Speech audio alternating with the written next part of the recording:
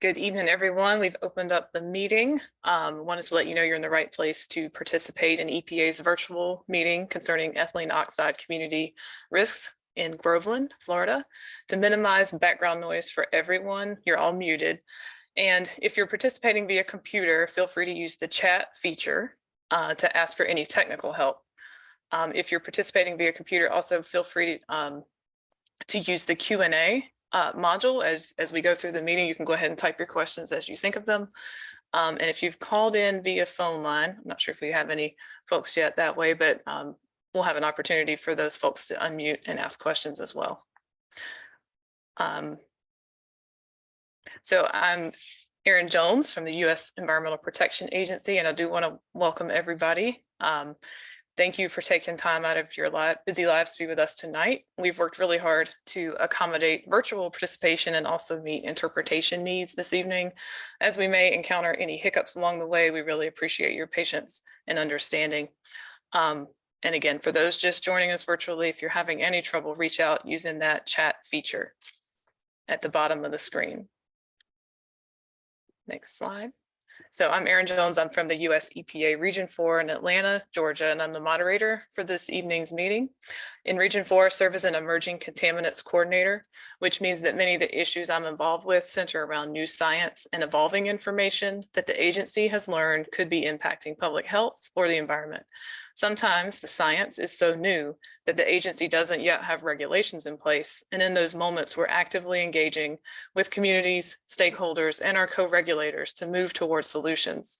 And this is exactly the space we're in right now. So I'm thankful that you're all here so we can give you some background on an important issue facing your community, discuss our agency's planned next steps, and most importantly, be able to answer your questions.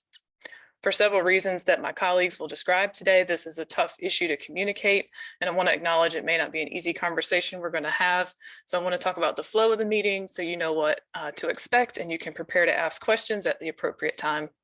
Today, you will hear from EPA Region 4 Deputy Regional Administrator Janine Gettle and EPA Region 4 Air and Radiation Division Director Caroline Freeman. We'll also have a panel of technical experts available for a question and answer session, including our partners at the Agency for Toxic Substances and Disease Registry, or you might hear ATSDR, and the Florida Department of Environmental Protection. We're going to address questions this evening once our speakers have shared some information with you. So again, when that time for Q&A comes, we'll be taking those questions through the Q&A module. And this means you can go ahead again and submit those questions as you think of them when, in the Q&A at the bottom of your screen. We'll also remind any phone participants to unmute themselves at that point to raise any questions. As a moderator, I'll do my best to keep us on target and make sure that your questions are answered and that we communicate clearly about what we know and how we're working to address it. This may mean asking you to clarify any questions you have or asking our speakers to readdress something that I feel is unclear. I also want to acknowledge you may have other concerns tonight that aren't just about the risk from this one chemical or this one facility. It's always important for us to hear about all your concerns, but our team today that is here with us today is prepared to update you on the one specific source of air pollution impacting this community. But if we don't know an answer to a question or any questions, we will do our best to follow up as soon as possible afterwards. It's very important to us. Next slide. So if we don't get to your question, please know that you can always email us at region4eto@epa.gov or call 1-800-241-1754, as you see here on the slide. Also, we're recording this session and we'll make the slides available as well so that those who could not make it tonight can access the content, or those of you who are here with us can go back and refer to it at your convenience. The website link shown on this slide will host the meeting's recorded content and the slides. And so now I would like to turn it over to the EPA Region 4 Deputy Regional Administrator, Janine Gettle. In her role, she oversees the agency's goals of protecting human health and the environment here in EPA's Southeast region. For those of you that don't know, Region 4 represents 8 states, including Florida, and 6 federally recognized tribes. Deputy Regional Administrator Gettle has been with EPA for 36 years and previously served in a variety of leadership positions in the region and headquarters, including leading our region's water division and our region's laboratory in Athens, Georgia. In those roles, she worked with states and other partners to implement environmental programs and address national and local issues in water, air, Superfund, RCRA, pesticides, and toxics. Deputy Regional Administrator Gettle, I will turn it to you now. Thank you, Erin. Good evening, everyone. First, I want to take a moment to thank you for taking your time to be here with us tonight in what I know is a hectic time of year. I also want to acknowledge that this fall, we here in the region have been coordinating closely for state and local governments in response to Hurricanes Ian and Nicole, and those impacted in Florida have been in our thoughts. We regret having to postpone our earlier October meeting with you due to the weather, and we hope that tonight finds you and your families doing well. So again, thank you for joining us tonight to learn more about the issues of ethylene oxide emissions in the area of Groveland. It is extremely important to us that we convene a meeting with the residents and other impacted groups near the International Sterilization Laboratory facility. It's important because EPA is laser focused on communicating clearly, frequently, and as transparently as possible on this matter, and that you see our commitment to that communication. We are here in an unprecedented time of access, equity, and leadership. The Biden-Harris administration has been aggressively implementing programs and initiatives to embed environmental justice, civil rights, and equity across the government, and EPA is at the forefront of these efforts. Tonight's meeting is an example of these efforts. EPA is stepping outside of our traditional role of proposing a rule and giving community a certain amount of time to learn about that rule and provide feedback all during the rulemaking process. Instead, we are here presenting the information and the challenge to you now before the rulemaking process begins, so that you can be informed about how this issue impacts you and your family and make the best decision that works for you. We want to hear from you because your input and experience is a valuable part of the process as we proceed. Thank you to the staff and leadership at the Agency for Toxic Substances and Disease Registry and the Florida Department of Environmental Protection. They are both here with us tonight. Again, this is a new approach for EPA, and I am grateful that those we work closely with to ensure the fair implementation of environmental laws and the protection of public health and the environment have been coordinating with us throughout this process. We are here tonight to talk about air pollution from a chemical called ethylene oxide. As my colleagues will discuss in more detail, ethylene oxide can cause health risks, and it is also an important chemical to ensure the safety of a wide variety of medical devices that are used by doctors, hospitals, and dentists. This chemical is used in a type of facility known as a commercial sterilizer. There are about 100 commercial sterilizers around the country, and some of them are emitting ethylene oxide into the outdoor air at a level that is concerning. This includes the International Sterilization Laboratory facility in Groveland. As I stated earlier, this is only the beginning of the conversation. EPA is sharing this information now so that you have access to the same information that we have at EPA and can make informed decisions about risks and your health. EPA is committed to keeping you informed throughout the process.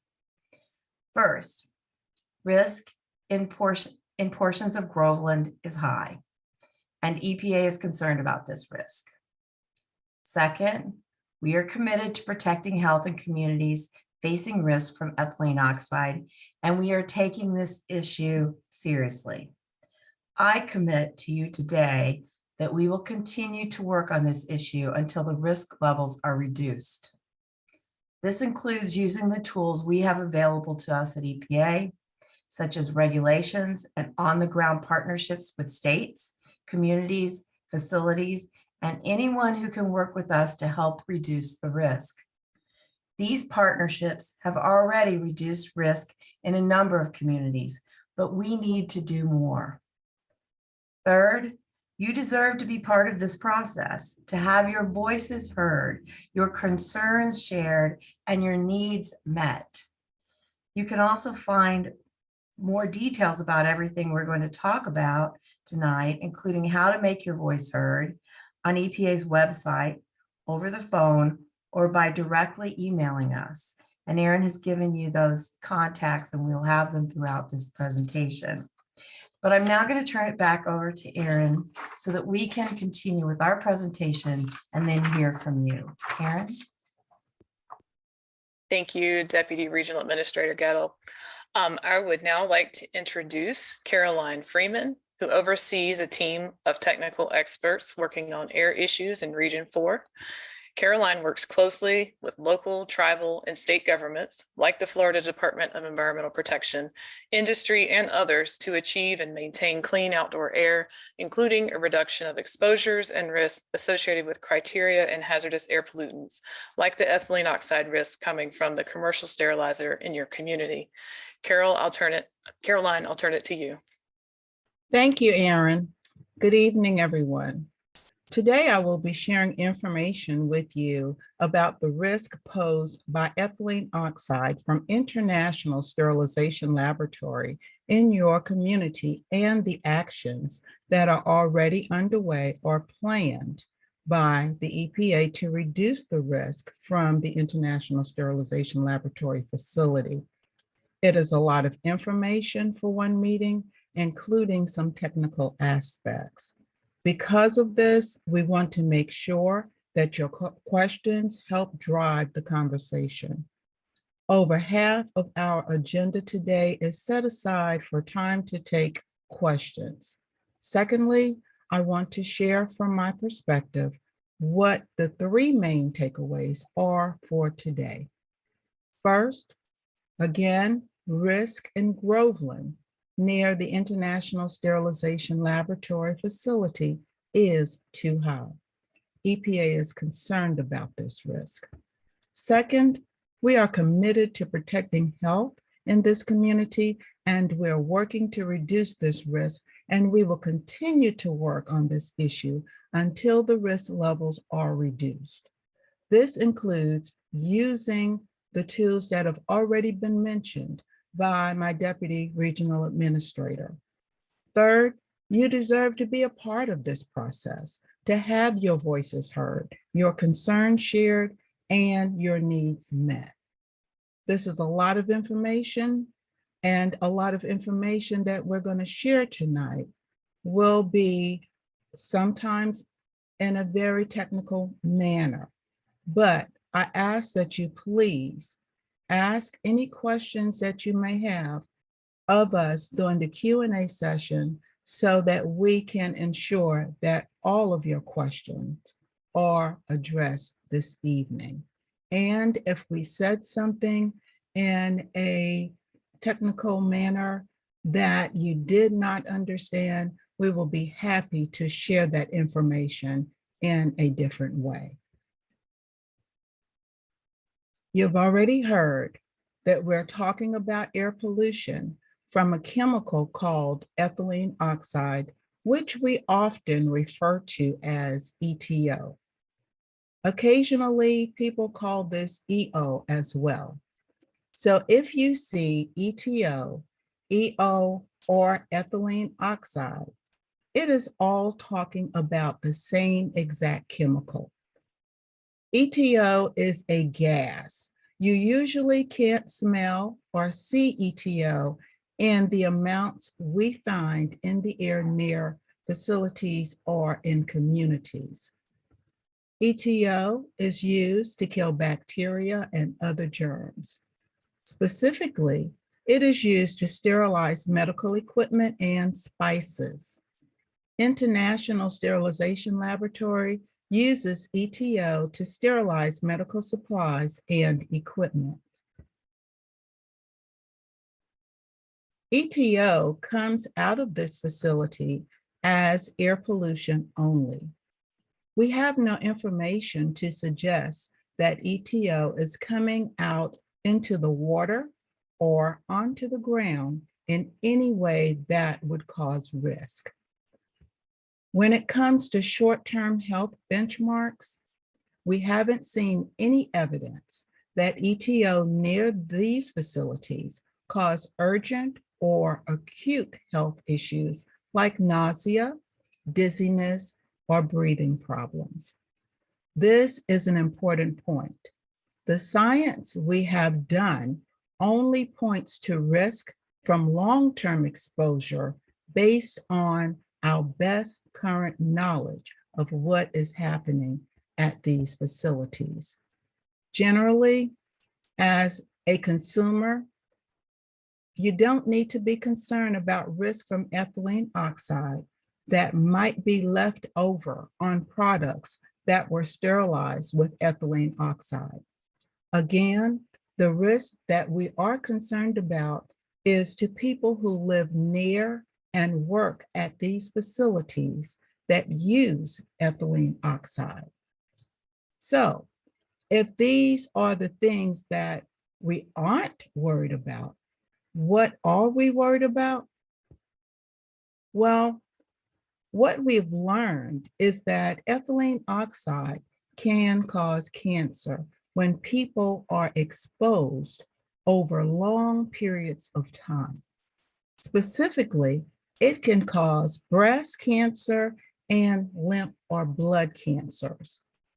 By long periods, we mean when people who live near one of these facilities breathe ethylene oxide every day from birth until age 70.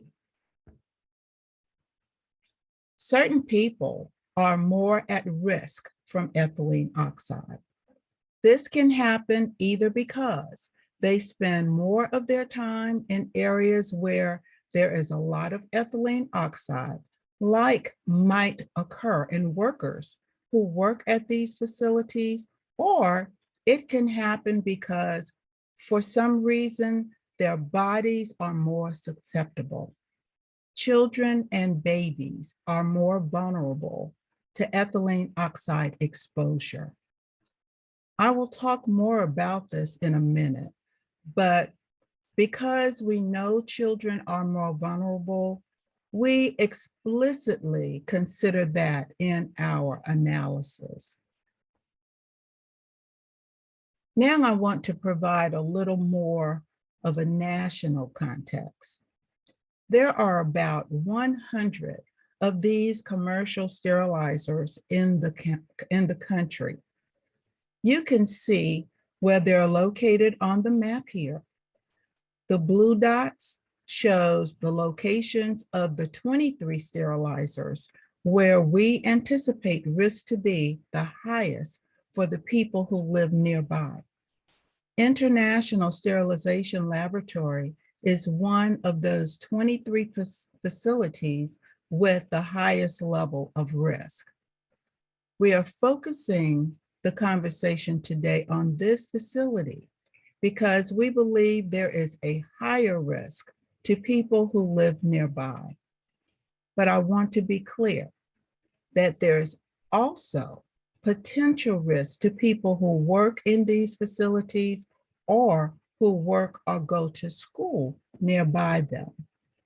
We are considering all of the almost 100 sterilizers when we think about these issues and propose solutions in our regulations. The information that we are sharing today and that we have posted on the website is all based on information that we have collected from these facilities about their use of ethylene oxide. If EPA receives new data, we will update this information. We are continuing to collect and verify information about these facilities, and if we learn and are able to verify important steps that they have taken to reduce risk, we will share that information on the webpage for that facility as well. I will now share a few things with you to think about if you are trying to understand what our conversation about risk might mean for you and your family. When we think about risk at EPA, we think about those risks at a population level. And we make a lot of assumptions about the ways in which people might be exposed. EPA's way of thinking about risk isn't always easy to translate into what you might need to know if you want to know about individual risk or potential risk to your family. In general, if you want to understand your family's risk, there are three things that you will need to know. One, how close you are to the facility. Two, how much ethylene oxide is coming out of the facility. And three, how long have you been exposed, both in terms of years in the neighborhood and hours each day that you are near the facility. EPA is working on this second bullet to reduce the ethylene oxide coming out of the facility because we think that this is the best way to reduce risk as we move forward and to make your community safer. But all three of these issues are important to think about on an individual level. Now, we will pause for a minute, and during the break, Aaron will welcome those who joined the meeting recently. Thank you, Caroline. I think we do have a few folks that joined us after we started. So I just want to go through instructions one more time, make sure everybody can join to the fullest extent and participate. So to minimize the background noise for everyone, you're all muted. And if you're participating via the computer, you can use that chat feature if you're having any issues hearing anything and ask for technical help. Also, the Q&A module is open. And you can type those questions as you think of them for our speakers anytime, but we will get to a Q&A session at the very end after they've delivered all their material. I think we do have someone on the phone, so we will have an opportunity for you to unmute and ask questions during the Q&A. So at the appropriate time, we'll run through those instructions with you if you choose to ask a question from the phone. So that's the quick run through. You can see on the slides what the icons look like. So that you can adjust your settings in Zoom, and we will get back to the presentation. Caroline? Okay, thank you, Aaron, for covering that information for those who recently joined us. All right, now I want to talk to you briefly about the facility. Let's take a moment to go over some details about the International Sterilization Laboratory facility. It has been in operation in Groveland since 1997 and under the management of its current owner since 2002. The facility consists of 4 sterilization chambers and 2 aeration rooms. Products are sterilized in batches. The process consists of 1, preconditioning items to be sterilized at specified temperatures and humidity levels. 2, sterilizing items on pallets by use of ethylene oxide gas. And 3, transferring sterilized products from the sterilization chamber to the aeration room for a specified time. After the off-gassing operation in the aeration room is complete, the finished product is transferred to a storage area where it awaits shipping. ISL, or International Sterilization Laboratories, uses a highly effective liquid scrubbing technology to remove ethylene oxide from the exhaust air from the stabilization chamber and aeration rooms. The Florida Department of Environmental Protection has a delegated Clean Air Act program. So International Sterilization Laboratories operates under an air permit that was issued by the Florida Department of Environmental Protection in December of 2020. This permit expires in December 2025, and ISL will be required to apply for a renewal of the air permit no later than October of 2025. The current air permits ISL usage of ethylene oxide to 70 tons per year, and the facility has been averaging 50 tons per year of ethylene oxide usage in recent years.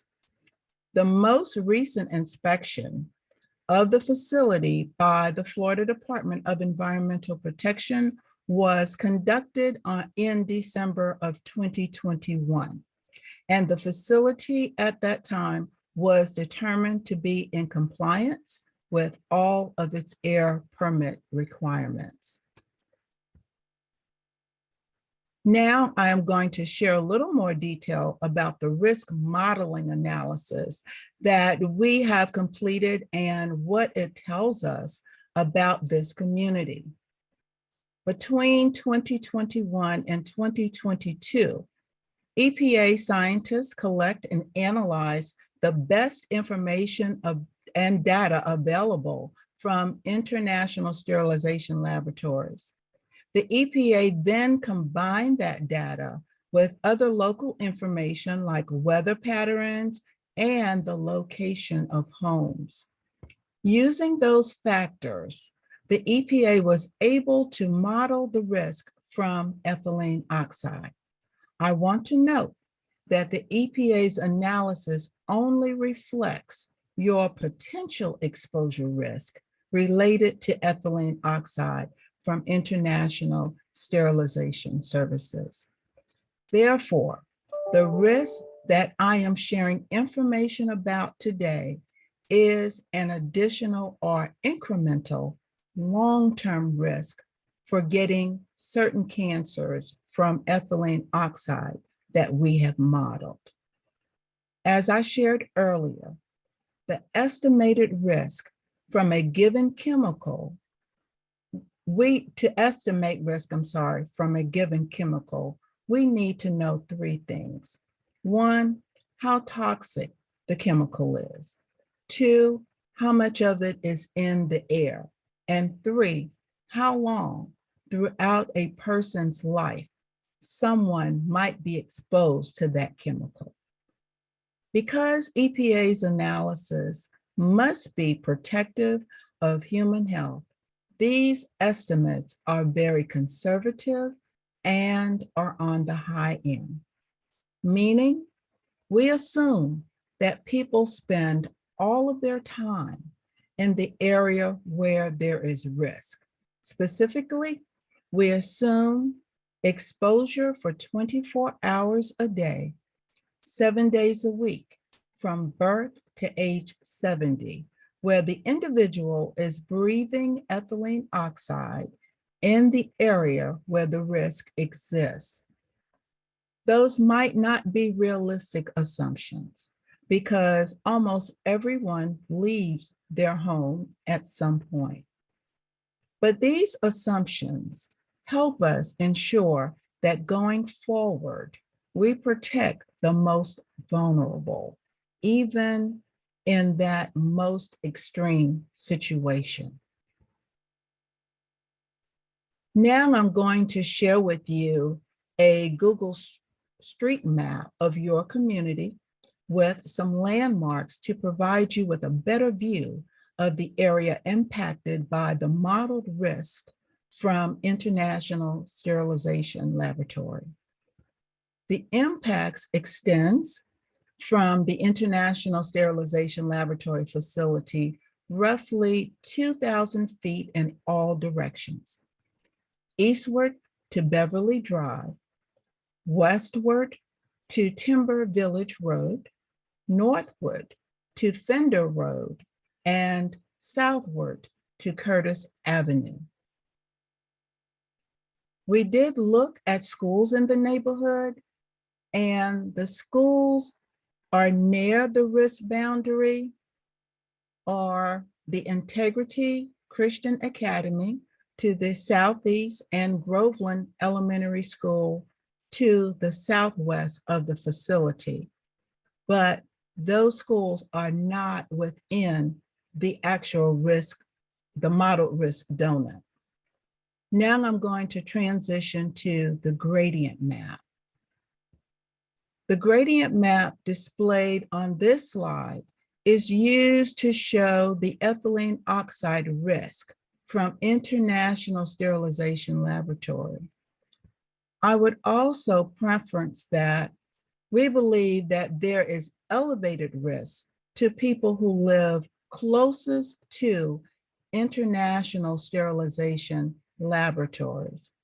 But I want to be clear that there's also potential risk to people who work in or near this facility and to those that go to school nearby this facility. Now, I want to point out a few features on the map. The dark orange box is the facility itself. The lighter orange area is a non-residential area near the facility where risks are high.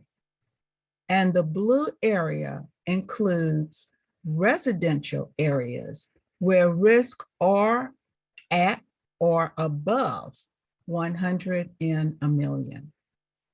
In the blue area, the darker shading reflects higher risk and the lighter shading, lower risk, albeit still at or above 100 in a million. Note that as you move away from the facility, the blue shading gets lighter, meaning that the risk gets lower or is being reduced. There is some uncertainty in these estimates as both operations at the facility and weather can change, but these are the best health protective estimates we have available.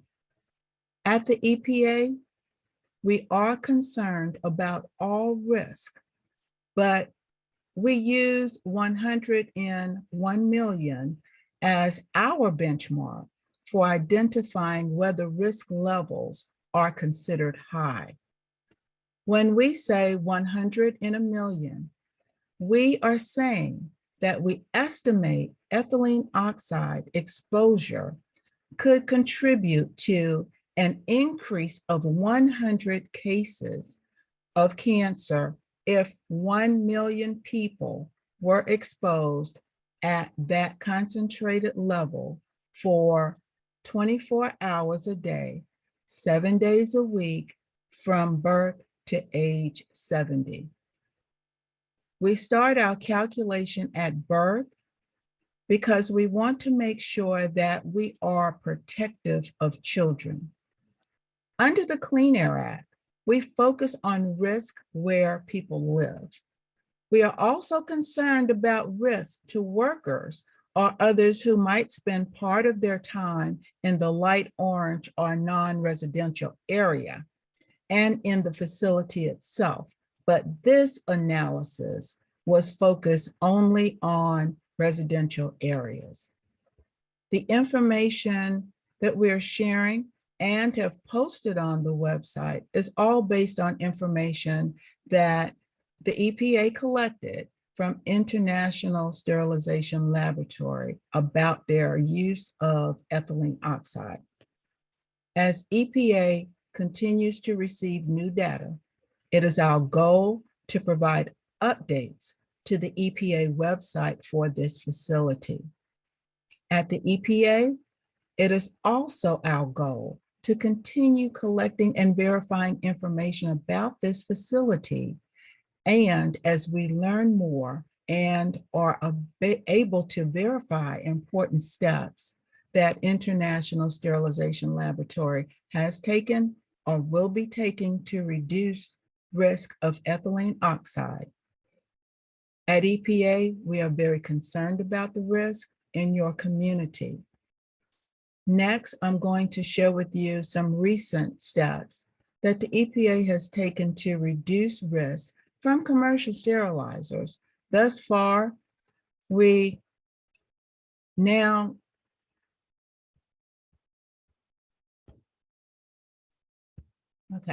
while we have only fully understand the risk here in Groveland since we completed work at the end of July of this year, we've been working on this issue for some time. The EPA has had regulations in place on ethylene oxide for 30 years. Those regulations are found at 40 CFR Part 63, and they are the National Emission Standards for Hazardous Air Pollutants, Subpart O, for commercial sterilizers. And they were published in 1996 initially. In 2016, because of updated science, we learned that ethylene oxide was more dangerous when you breathe it in. In 2018, a national level analysis provided an initial indication of which areas might have higher risk, but it wasn't detailed enough, either to inform our regulation or to really help communities. We needed to collect additional data to learn more about exactly where these risks are located and what solutions are available to prevent these risks. That work took about 2 years and brings us to where we are today. I also want to note that while the EPA very recently came to know the exact details of potential risk here in Groveland, EPA understands now that the risk has potentially been occurring in your community for as long as this facility has been using ethylene oxide. To be clear, our risk estimate represents current, not historical conditions, because that is the best and in some cases, the only information we have. It is also the information that we need to set regulations going forward. Now I want to take a step back for just a minute and explain where this pollution is coming from within the facility, because this information is important to understand how solutions can be put into place to reduce risk. There are 2 types of ways that ethylene oxide can leave a facility. The first is that after ethylene oxide is used to sterilize things, it is sucked into a control system. These systems actually clean ethylene oxide out of the air and capture it or break it down before releasing a much, much smaller amount. This type of ethylene coming out of a facility is called controlled emissions. International Sterilization Laboratory has controls on several processes at their facility. Their sterilization chamber and primary aeration room are controlled and pass through control devices that are required by state and federal permit standards. The second type of ethylene oxide that does not get sucked into the control system, it is ethylene oxide that escapes through other places. Those places are locations such as leaks, gaps, even windows and doors. This escaping ethylene oxide is sometimes called fugitive emissions. Fugitive emissions, unfortunately, are not covered under the current regulations because when that regulation was written, we did not realize their importance.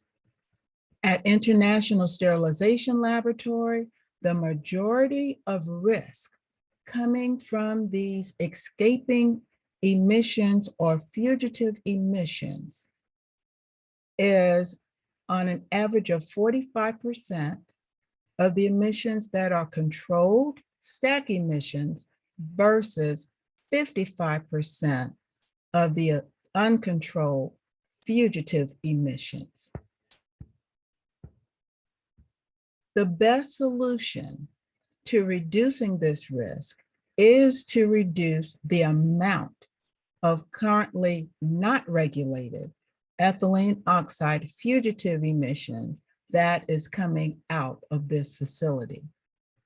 Unfortunately, there is not many actions that you personally can take to reduce risk because this isn't a chemical that you can easily remove with a home air filter or completely reduce your risk by staying inside.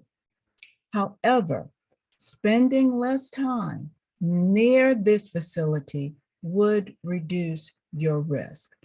But again, the best solution is to reduce the amount of ethylene oxide that is coming out of this facility. We have also learned that ethylene oxide is not a chemical that lasts for a long time in the environment. This means that by reducing the amount of ethylene oxide coming out of this facility, we will also reduce risk to the neighboring community right away.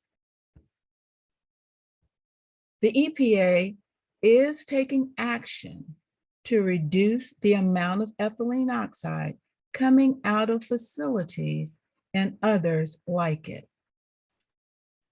At the EPA, we are updating the air pollution regulation that limits how much of this chemical commercial sterilizers like International Sterilization Laboratory can put into the air. The EPA expects to propose the updated air pollution regulation in the coming months. At that time, there will be a public comment period, and at least one virtual public hearing will be scheduled. The public comment period for a major air pollution regulation like this one is typically 60 to 90 days. Regulations often take about a year to become final once the public comment period closes. Once a regulation is final under the Clean Air Act, new facilities must comply upon startup. But existing facilities, such as ISL, typically have up to 3 years to comply with the new regulation.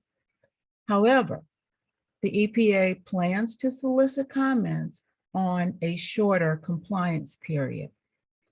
During the public comment period, you will have an opportunity to comment on the proposed regulations. In the interim, we are also working with other federal, state, and local government partners, the facilities with the highest risk, and anyone who will help us reduce the amount of ethylene oxide coming out of these facilities as soon as possible.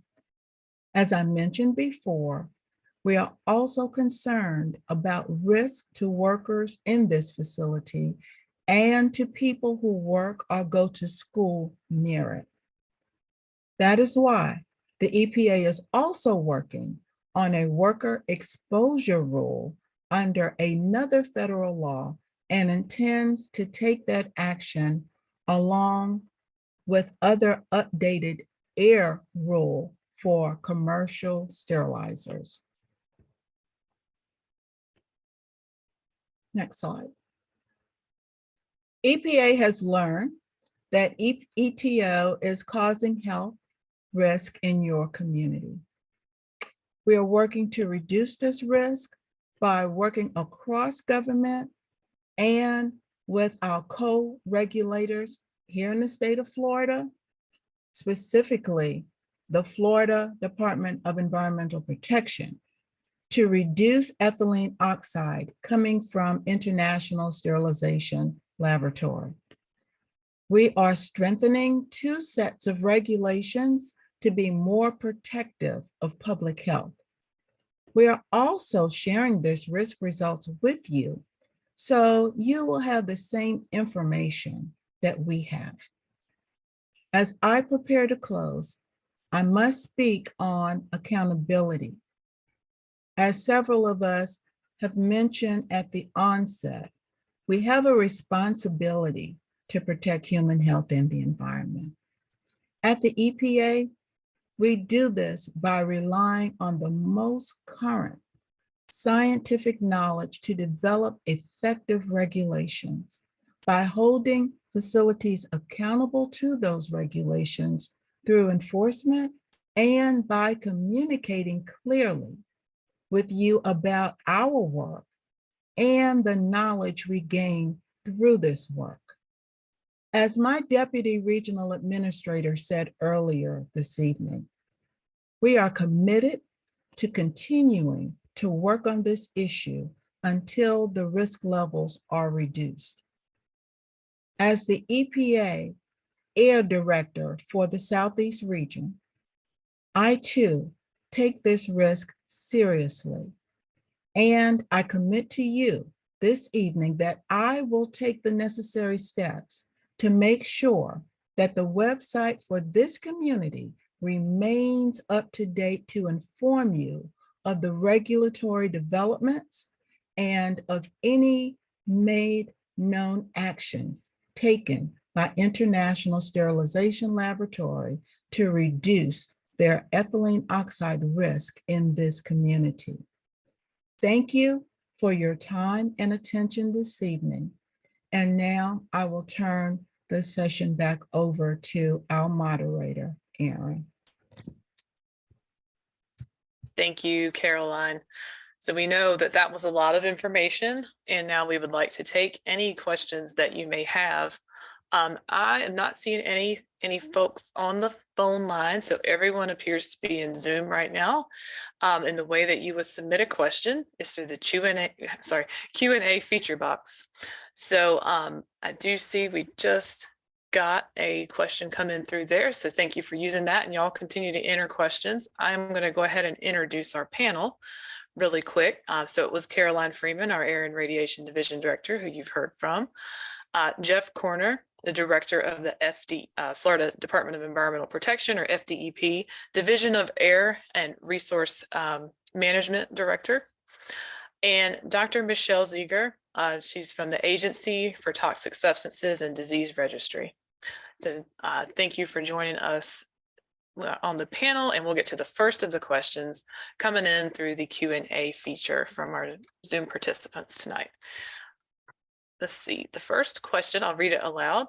According to the presenter, this designation is a source of elevated public health risk, cancer, and is above, based upon ethylene oxide exposure near the sterilization facility at modeled levels for 24 hours a day for 70 years. Why can't more realistic assumptions be used to assess the actual risk? At the beginning of the meeting, EPA clearly communicated that the agency is concerned about the actual risk posed by this facility. So I will turn that one, let's see, first to Caroline to kind of run through the assumptions we use for our model, and then maybe Dr. Ziegler can kind of follow up with some of the human health effects for ethylene oxide. Okay. Thank you, Erin. And also thank you to John Ray for that question. As I stated earlier, the EPA did a modeled risk when we actually looked at this area, simply because when you're actually looking more at an actual risk, you need more of monitoring data. Ethylene oxide is a very complex chemical to monitor. And we have learned this over the years from working with our Office of Research and Development, also working with other state partners here in the Southeast. Not only that, but when you put a monitor out, you're only getting data from that one location. And so when we model our risk, we're looking at the dispersion that is actually occurring from ethylene oxide over a wider area. And that helps us better to inform our regulatory decisions about additional control technology that may be needed to reduce this hazardous air pollutant.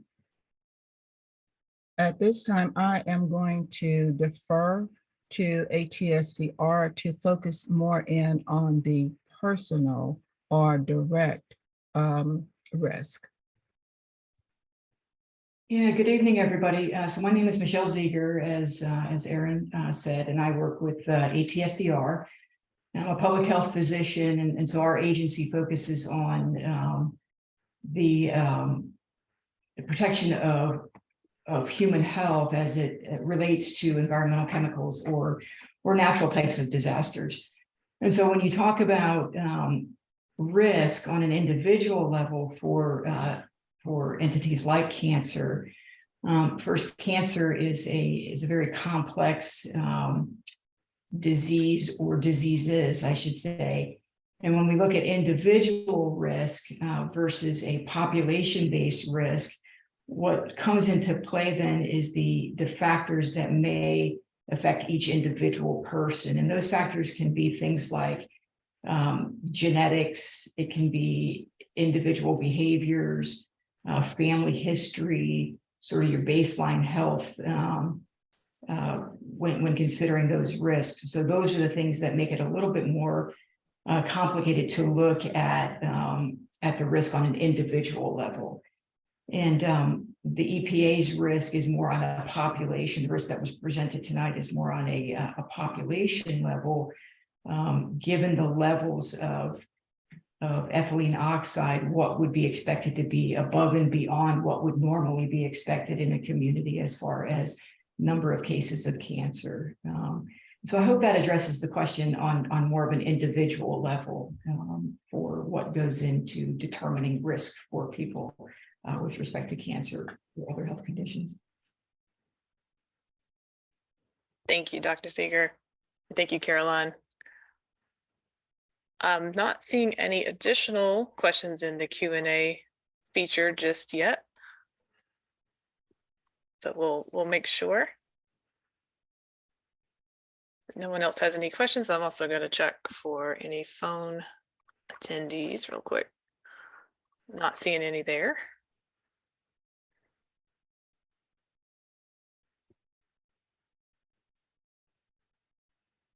But we will always be available, again, via our email or phone line. It can reach the region folks directly. So if you think of a question after we conclude this, we're always here. Give it just a couple more moments to make sure no one's typing in a question and hasn't hit submit yet.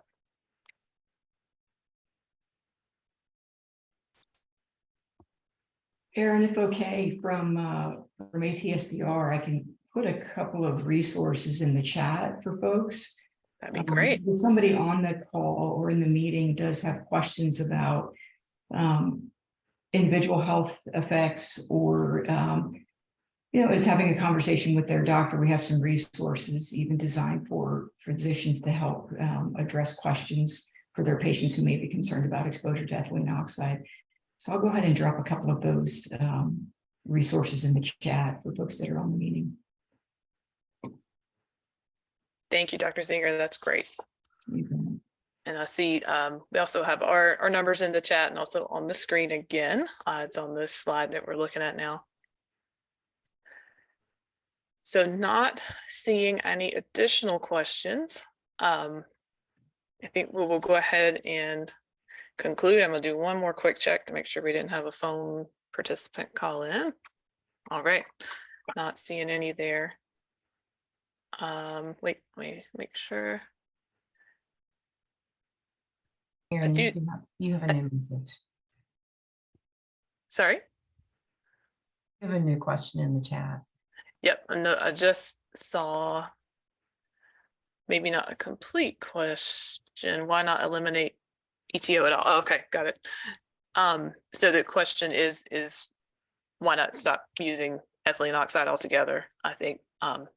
And so Caroline, I'll turn that over to you. Okay, thank you, Aaron.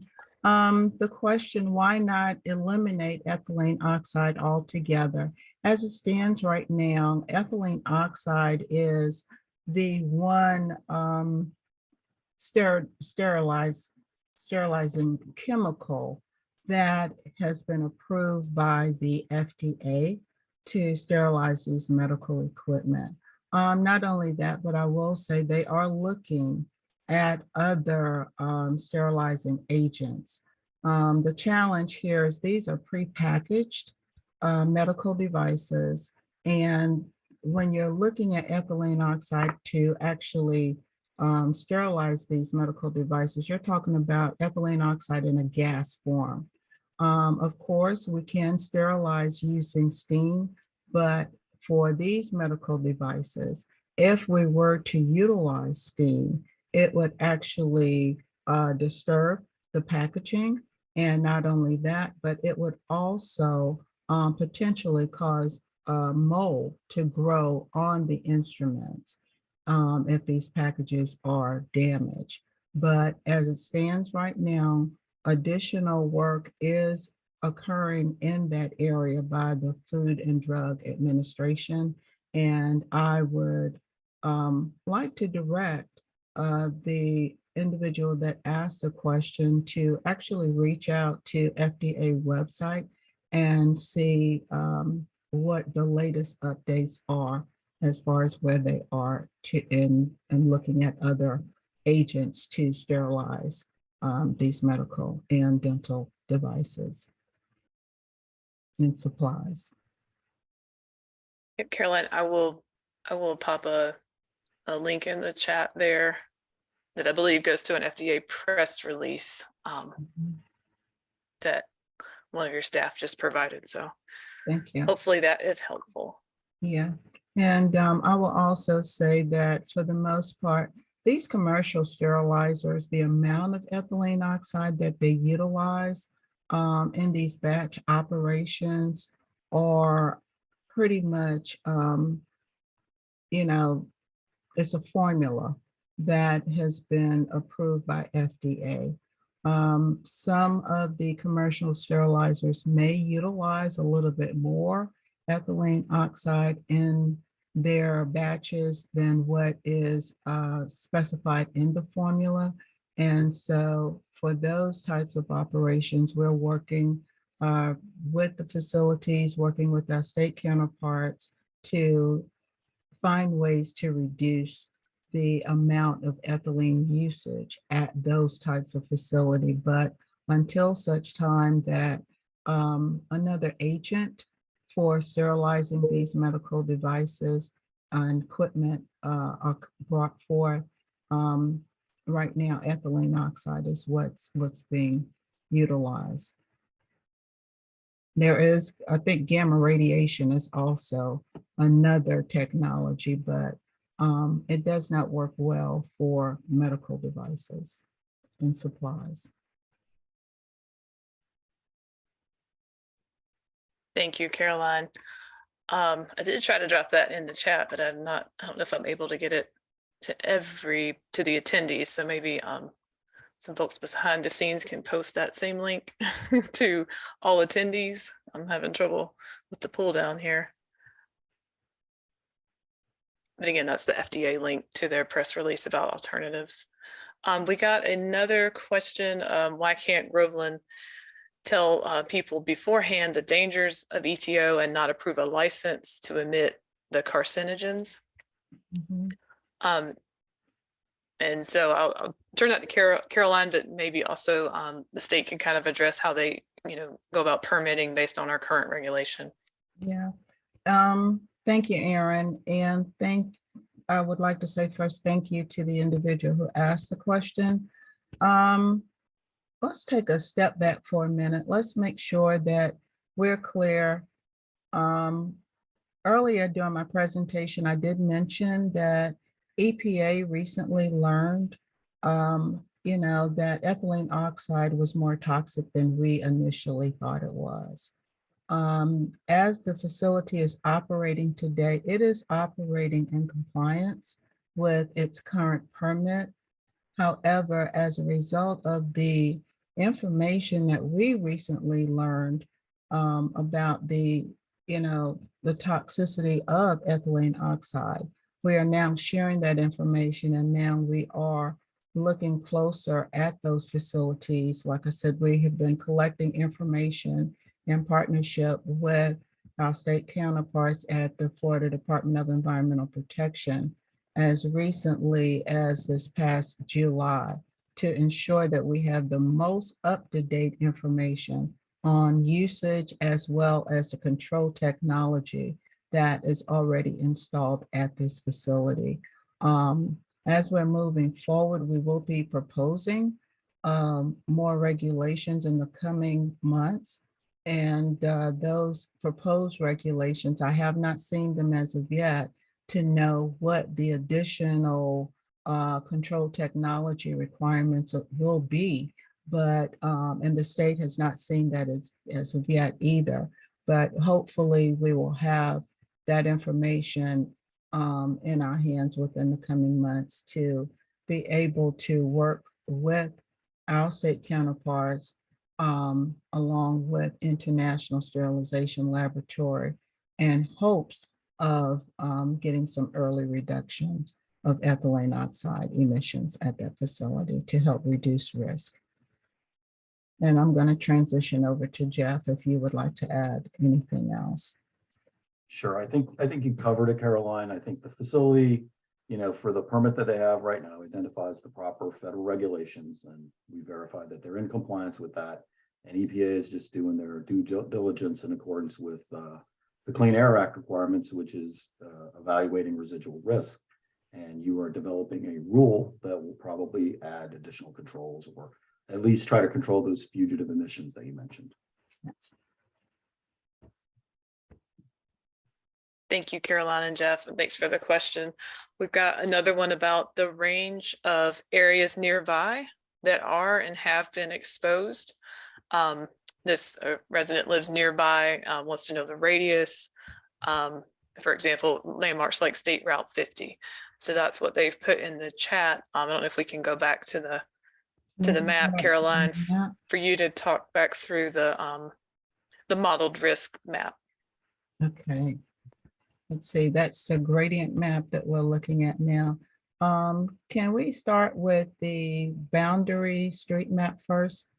Okay, when we look at the boundary street map, the impacts extend from the International Sterilization Laboratory facility roughly 2,000 feet in all directions, so approximately a half a mile. I'm talking eastward to Beverly Drive, westward to Timber Village Road, and northward to Fender Road, and again southward to Curtis Avenue. Let's take a look at the gradient map, Terry. Okay, and also that's an enlarged area of the gradient map itself, and you can actually see the facility in that darker orange box in the center screen. And then the lighter orange is additional industrial areas surrounding the facility. And then when you get into the blue area, that's where the residential community exists. I will say that in the darker blue area is where you would have the highest risk, the area that's closest to the facility. And as you expand out, our benchline risk model focuses on that 100 in a million risk. And so what that means is that anything at or above 100 in a million is in that shaded area. And this risk model, as I said, is based on the emission data that we collected from the facility. We QA/QC'd it with our partners at FDEP. And then we looked at weather conditions and we modeled the risk fallout or the deposition of risk from the emissions. But I will say the risk, of course, would definitely be higher at the facility and in that industrialized area. And as you extend out from the facility, the risk tends to drop off. But as I said, this is not an acute risk. This is a long-term exposure risk that we're talking about based on a 70-year model. And that's from birth to the age 70. And with that being said, I must also state that I realize that some individuals are more susceptible to the exposure of ethylene oxide than others, but this is the risk model that EPA utilizes. Thank you, Caroline. And thanks for going back through those maps. And we did get a thanks from Mr. Lewis, who asked the question. So You're welcome, Mr. Lewis. I am checking all of our chats and also still don't see any phone attendees and not seeing any new questions. Hopefully everybody's getting the links to the FDA and also Dr. Zieger's ATSDR materials. Hopefully everybody's seeing those in the chat if you want to explore those materials further. Not seeing any questions, so I'm going to move on to closing out. So, Erin, can I say yes, one ma'am. thing before Oh, we please. close the closure? Go ahead. One of the things that I will say is that at EPA, we will continue to work with our partners at FDA. When the proposed regulation is released, we are going to go through those regulations and summarize what the changes are in the proposed regulation versus what's in the current regulations. And we will be happy to ensure that we share that information with you so that you will know what changed in the proposed regulations versus what is in the current regulations. Erin, that's it. Thank you, Caroline. So thank you, everybody. Just doing one more quick check. Thank you, everybody, for joining us virtually this evening. And just to recap, we are going to post these slides and the recording of this meeting to the webpage for Groveland, which you see here on this slide. It's www.epa.gov/ETO/Groveland. That will also house, the upcoming rulemaking announcements and further information on that. You can sign up for updates too, so you can kind of get a notification when something new is hitting that webpage. So just sign up as an interested individual. And we want to thank our partners who joined us in person, joined us tonight virtually from the Florida Department of Environmental Protection and the ATSDR, Dr. Zieger and Jeff. We really appreciate y'all being here with us tonight. I want to see if there's any closing remarks from our Deputy Regional Administrator Gatto. Thank you, Erin. Again, I want to thank those of you who joined us on behalf of myself and on behalf of Administrator Blackman for taking your time to come and hear our presentation, ask your questions. It's very helpful for us to have the engagement with you and understand what your concerns are. It is critical that we understand this through your lived experiences and the impacts that this information has on your communities, is at the forefront of the decision-making process that we will be undertaking, which Caroline referred to earlier. We realize, and I know that communities are looking for more than words. You need to see action to solve the health threats that you see and breathe every day. We want you to know that EPA is here to give you the most up-to-date information about the risk posed by ethylene oxide and what actions are already underway or planned by EPA and our partners to reduce the risk from the International Sterilization Laboratory Facility. We also want to engage you as we develop new regulations. And with the benefit of understanding the risk posed by the ethylene oxide, we hope that that can help inform your comments and your perspective as we move forward. EPA's actions will be strengthened by your input. So we're committed to working with you on the issues as we look to reduce this risk.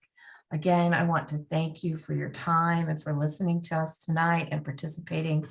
I want to thank the state and ATSDR, and we appreciate you being with us tonight. And we're going to keep up our contact information so that if you need it, please reach out to us. We're happy to provide more information. Thank you very much. Thanks, everyone. Good night. And I believe that closes out our meeting. Thank you. Bye-bye.